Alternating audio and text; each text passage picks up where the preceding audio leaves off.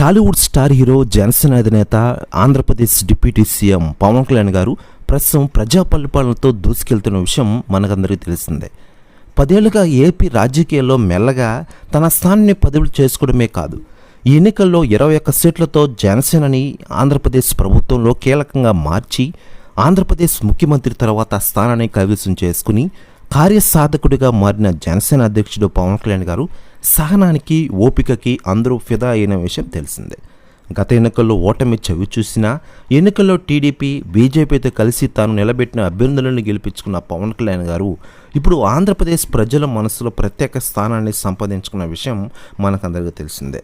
మరోవైపు Andhra Pradesh deputy CM Janasena అధినేత పవన్ కళ్యాణ్ గారికి ఇటీవలే భద్రతలు పెంచింది రాష్ట్ర ప్రభుత్వం.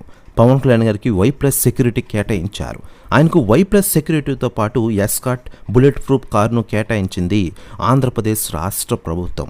ఇక ఇదిలా ఉండగా లేటెస్ట్గా అందుతున్న సమాచారం ప్రకారం పవన్ కళ్యాణ్ గారి కోసం మరో 5 మంది స్పెషల్ సెక్యూరిటీ రంగంలోకి దిగుతుందట. దీన్ని కేంద్రం సెక్యూరిటీగా నిలబడినట్టు తెలుస్తోంది.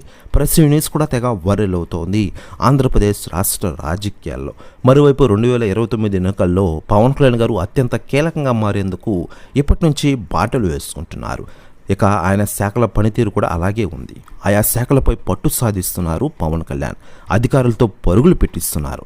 సమీక్షలు సమావేశాలంటూ పవన్ జోరు చూపిస్తున్నారు. ఇదంతా ఈ 5 ఏళ్లు కంటిన్యూ అయితే పవన్ కళ్యాణ్ గారి ప్రభావం 2029 ఎన్నికల్లో ఎలా ఉంటుందో ఊహించేసుకోవచ్చు.